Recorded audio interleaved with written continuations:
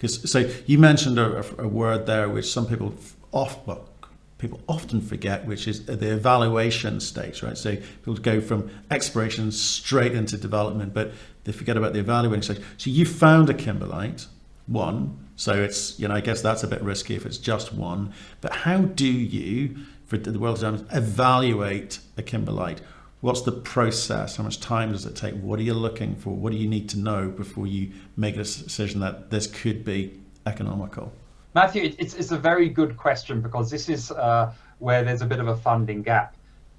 Okay, we found a kimberlite, and the variables that we need to understand about it are, obviously its size. How many tons are there? That's number one. Number two is, what is the potential grade of the kimberlite? And we measure that not in grams per ton, like gold and others, but in terms of carats per 100 tons. And then the third variable, which distinguishes diamonds from all the other commodities, is the price of the diamonds themselves, the dollar per carat. You can have mining operations, for example, in the Arapa area, if I use that again as an example, where at the top end you've got Lucara's Karowe mine, which gives you values, an average value of north of $350 per carat, and you have other producers in the area which are south of $100 per carat, and that's based on your size and your quality of diamonds.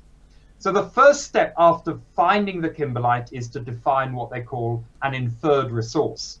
And in order to get an inferred resource, you need to have sufficient confidence in your size, your grade, and your diamond value. And typically, you need to take a 500 carat sample, because this will give you the relative confidence at an inferred level to value your diamonds and get your grade. The next stage is an indicated resource, of which can then form part of a feasibility study or a preliminary economic assessment. And there you need to generate 5,000 carats of diamonds. And here is another departure maybe from other minerals, where if you're drilling for a gold deposit, you will send your core to a laboratory, and they will tell you what their grams per ton of gold is in it. And then you'll do your sophisticated geostatistics around that. For a diamond deposit, you typically need to actually build your own bulk sampling plant on the property, so you can actually recover the 500 carats. Because let's say that your kimberlite is running at 50 carats per 100 tons, as an example, you would need to take 1,000-ton bulk sample from the kimberlite itself to generate your 500 carats.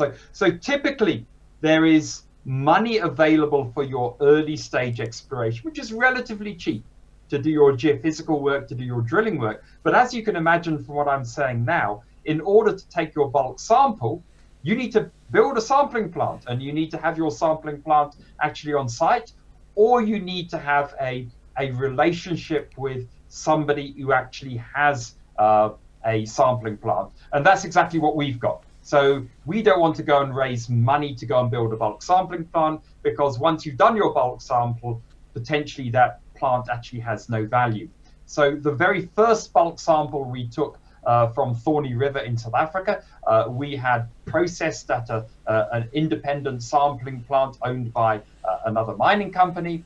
And then for the bulk sample that we've just taken now before the lockdown started, is safely in the yard of another mining contractor who has his own bulk sampling plant.